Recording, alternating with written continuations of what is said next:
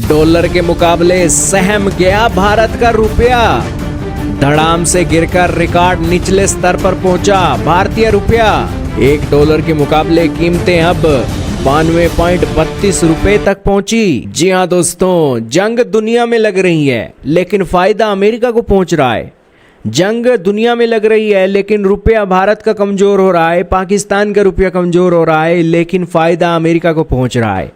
इसके पीछे के दोस्तों आप कहोगे कारण क्या है? कारण है मॉडल।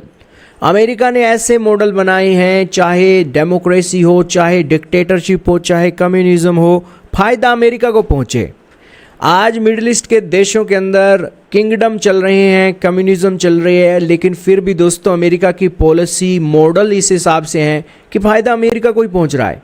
दोस्तों अमेरिका इजराइल आज जंग के अंदर हैं, लेकिन फिर भी अमेरिका मजबूत हो रहा है, डॉलर मजबूत हो रहा है। आखिर क्यों? हाल ही में भारतीय मीडिया एजेंसी एबीपी न्यूज़ ने आर्टिकल छापा कि डॉलर की मजबूती और तेल के दाम से भारत का जो रुपया है सहम चुका है और धड़ाम से नीचे गिर गया है, रिकॉर्ड निचले स्तर पर पहुंच चुका है। दोस्तों $1 के मुकाबले 92.32 इंडियन रुपये के हिसाब से चीज़ें चल रही हैं और इस जंग के अंदर हमारे प्रधानमंत्री कहते हैं कि किसी को फ़ायदा नहीं है, लेकिन पीएम मोदी आज ये देख रहे हैं कि इस जंग से अमेरिका को फ़ायदा है और वो अमेरिका फ़ायदा ले रहा है।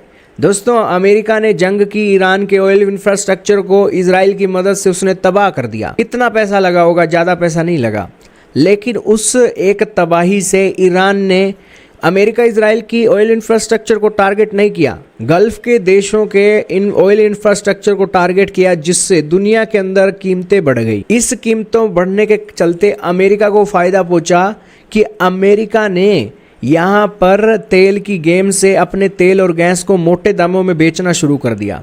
अब आर्टिफिशियल इंटेलिजेंस हमें बता रही है कि हर हफ्ते अमेरिका को $20 बिलियन से ज़्यादा का बेनिफिट हो रहा है, जो अंतर्राष्ट्रीय मार्केट में तेल और गैस की कीमतें बढ़ गई हैं। तो इसलिए दोस्तों कौन कहता है कि जंग से किसी का फ़ायदा नहीं है? अमेरिका का साफ फ़ायदा दिख रहा है और अमेरिका किस तरीके से अपने डॉलर को मजबूत कर रहा है, आप चीज़ों को देख ही पा रहे हैं। सबसे पहले अमेरिका ने वेनेजुएला के तेल से कमीशन बांध लिया और अब ऐसी शतरंज में फंसाया है ईरान को कि वो इधर गिरा तो अमेरिका को फ़ायदा, उधर गिरा तो अमेरिका को फ़ायदा।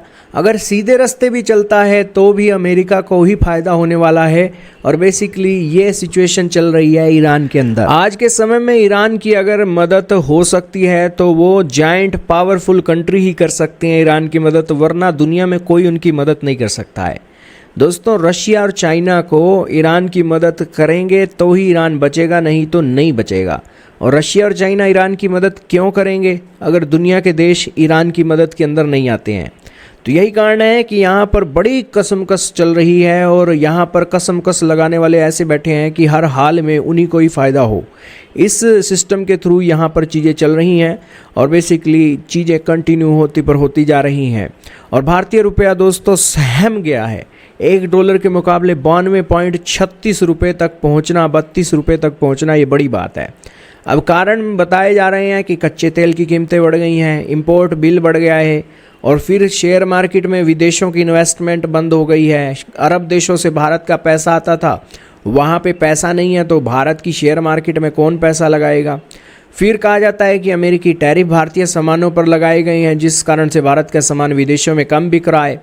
और फिर कहा जाता है कि यहाँ पर इन्फ्लेशन भारत में बढ़ रही है, जिस कारण से भारत का रुपया सहम गया है।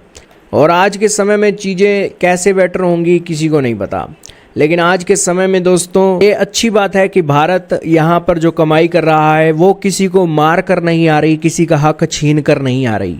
भारत ने किसी पर बम नहीं फोड़ा है, भारत ने किसी की चालाक रणनीति के चलते कमाई नहीं की है।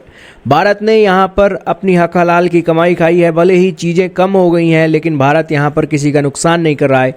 ये भारत के लिए फ़ायदे वाली बात है। तो खैर अमेरिका के पास अपने एक फैक्ट हैं चीज़ों को रखने के लिए, और अमेरिकी राष्ट्रपति कह रहा है कि 47 सालों से हमारे देश के ऊपर अत्याचार ईरान कर रहा था, उसका बदला हमने लिया है और वो हक पर हैं। और ईरान अपना हक जताता है, अमेरिका अपना हक जता रहा है, भारत अपना हक जता रहा है। कौन सही कौन गलत है इसका फैसला करने वाला कौन है दोस्तों पता नहीं, लेकिन आपका क्या मानना है कमेंट में बताइएगा।